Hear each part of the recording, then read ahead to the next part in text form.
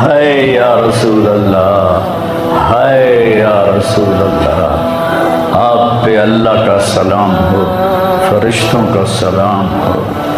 آج ڈاکٹر حسین کی بارات ہے، انوکھی بارات ہے، نیزوں پہ چڑھ کے آ رہی ہے۔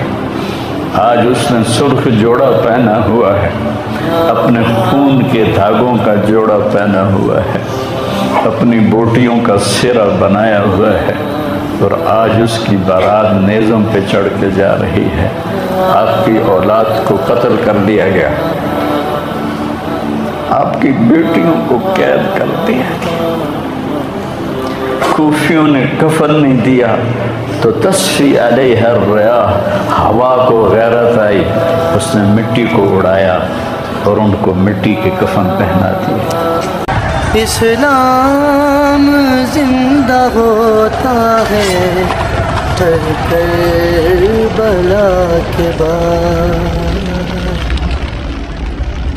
یہ سب سے اونچا گھرانہ، اور وہ اللہ کے نام پر 72 آدمی، سامنے 5000 کا لشکر، جان بچانے کے لیے کلمہ کفر بھی جائز، لیکن ایک وقت آتا ہے کہ جان دینا جان بچانے سے زیادہ محبوب بن جاتا ہے۔ تو آپ نے ان سے کہا کہ مجھے آج رات کی مہلت دے دو۔ جمعرات کا دن تھا، تو انہوں نے سمجھا شاید یہ کل صلح کی بات کرے گا۔ جب شام ہوئی تو عصر ہوئی تو آپ خیمے کے باہر بیٹھے تھے تو آپ کو نیند آ گئی، آنکھ کھلی تو آپ ہنسنے لگے۔ تو حضرت زینب نے پوچھا، بھائی یہ کوئی ہنسنے کا وقت ہے؟ تلواریں سر پہ چمک رہی ہیں۔ کہنے لگے، بہن اللہ کے نبی خواب میں آئے ہیں اور کہہ رہے ہیں بیٹا میں تمہیں لینے کے لیے آ چکا۔ جن کو لینے کے لیے نبی آئے، کیا پروٹوکول؟ آپ لوگوں یہ افسروں کے لیے پروٹوکول نہیں لگتا؟ کیا پروٹوکول لگا ہے کہ میرا نبی فرشتوں کے ساتھ، صحابہ کے ساتھ آ کے حسین کا استقبال کر رہا ہے۔ تو آپ نے اپنے سارے ساتھیوں کو اکٹھا کیا رات کو، کہا دیکھو انہیں صرف میری جان مطلوب ہے، وہ مجھے قتل کرنا چاہتے ہیں، تمہیں نہیں، تم تو میری طفیل میں مارے جاؤ گے۔ تو ایسا ہے میں تمہیں اجازت دیتا ہوں، تم رات کے اندھیرے میں سب نکل جاؤ، میں اکیلا اپنے اللہ کے پاس حاضر ہو جاؤں گا۔ تو سب نے کہا کہ ہمارا جینا بھی آل رسول کے ساتھ ہے اور مرنا بھی آل رسول کے ساتھ، تیرے بغیر ہماری بھی کوئی زندگی نہیں۔ سعید بن عبداللہ ایک نوجوان تھے، تو کھڑے ہو کے کہنے لگے، اے حسین میری ایک جان ہے جو ایک وار میں ختم ہو جائے گی، کاش میرے پاس 100 جانیں ہوتی اور میں ہر جان تیرے اوپر قربان کرتا چلا جاتا، بل ہم تمہیں چھوڑ کے جائیں گے۔ تو وہ رات سب نے جاگتے گزاری، اور نفلوں میں، دعاؤں میں، رونے دھونے میں۔ صبح آپ نے اپنے لشکر کو ترتیب دیا، 72 لوگ تھے، 42 گھوڑ سوار تھے اور 30 پیدل تھے۔ تو آپ نے رائٹ سائڈ کا جھنڈا دیا زہیر کو، اور لیفٹ کا جھنڈا دیا حبیب کو، اور درمیان میں جھنڈا دیا اپنے بھائی حضرت عباس کو، جو عباس علمدار کہلاتے ہیں، ان کو جھنڈا دیا۔ اور پھر انہوں نے کہا دیکھو ہم اب ایک امت ہیں، ایک ملت ہیں، ایک کلمے والے ہیں، لیکن اگر تلوار نکل گئی تو تم ملت سے خارج ہو جاؤ گے، تم نبی کے نواسے کو قتل کر رہے ہو، میں نے کبھی کسی کو بے گناہ قتل نہیں کیا، تم کس جرم میں مجھے قتل کر رہے ہو؟ تو شمر کہنے لگا ہم نے تمہیں قتل کرنا ہے۔ تو کہنے لگے صدق اللہ و رسولہ، سچ کہا اللہ اس کے رسول۔ ساتھیوں نے پوچھا جی کیا کہا؟ کہا میرے نبی نے کہا تھا میں ایک کتا دیکھ رہا ہوں جو کالا اور چٹا ہے، وہ میری اولاد کا خون چاٹ رہا ہے۔ تو شمر کو برس پھل بیری ہو گئی تھی، وہ کالے سیاہ رنگ کا تھا، تو اس کے چہرے پر کالے چٹے داغ، بدن پہ کالے چٹے داغ۔ تو نے کہا یہ وہ کتا ہے، یہ ہمارا خون پیے گا۔ تو جب اس نے کہا ہم تمہیں قتل کریں گے تو آپ ہنس پڑے، سنا کہنے اب الموت تو دیکھو کو مجھے موت سے ڈراتا ہے، مجھے موت سے ڈراتا ہے، موت میں تو ہماری راحت چھپی ہوئی ہے۔ تو ایک ایک کر کے لوگ نکلنے شروع ہوئے، تو جو نکلے کوفی قتل ہو جائے، جو نکلے وہ کوفی قتل ہو جائے۔ تو شمر نے بکواس کی، اے مرن واسطے آئے انہاں ساڈے سارے نو مار دے ہونا ہے، ان کو کٹھے حملہ کرو ان پر، اور پہلے ان کے گھوڑے قتل کرو۔ تو 5000 تیر چلے اور 42 گھوڑوں کو انہوں نے پہلے نشانہ بنایا، وہ سارے مر گئے، اور پھر وہ سارے پیدل ہو گئے۔ اور اس کے بعد دو بدو ایک کے سامنے 50 آدمی، کیا مقابلہ تھا، گرتے گئے کٹتے گئے۔ اتنے میں نماز کا وقت ہو گیا، جمعے کا ہی دن تھا، اور سورج ڈھلا تو آپ نے دیکھ کر زہیر کو کہا کہ شمر سے کہو مجھے نماز پڑھنا، کوئی ہے گنجائش نماز چھوڑنے کی؟ شمر سے کہو مجھے نماز پڑھنا۔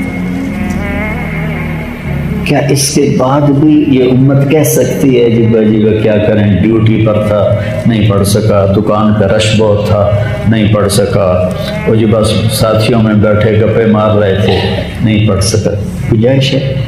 تو آپ نے شمر کو پیغام بھیجا نماز پڑھنے دو، انہوں نے کہا ہم تمہیں قتل کریں گے نماز میں بھی۔ آپ نے کہا پھر چلو آؤ ادھر آ ستمگر، ہنر آزمائیں تو تیر آزما ہم جگر آزمائیں۔ آپ نے کہا آدھے نماز پڑھو آدھے ان سے جنگ کرو۔ تو یہ کیسی نماز ہے کہ تیروں کی سنسناہٹ ہے، تلواروں کی جھنکار ہے، نیزوں کی کھڑکھڑاہٹ ہے، اور بدن خون سے تر بتر ہیں۔ اپنے خون سے وضو کیے یا کربلا کی مٹی سے انہوں نے تیمم کیا۔ جب انہوں نے اللہ اکبر کہا ہوگا تو زمین آسمان میں کیا ہلچل مچی ہوگی۔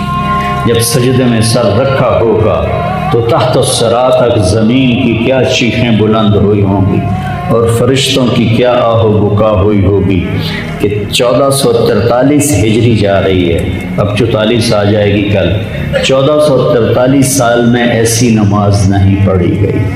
کربلا کیا کہتا ہے کہ اللہ کے حکم پہ قربان ہو جاؤ، اللہ تمہیں امر کر دے۔ حسین آج بھی زندہ ہے، اور یزید کا نام و نشان مٹ گیا، ابن زیاد کا نام و نشان مٹ گیا، شمر کا نام و نشان مٹ گیا۔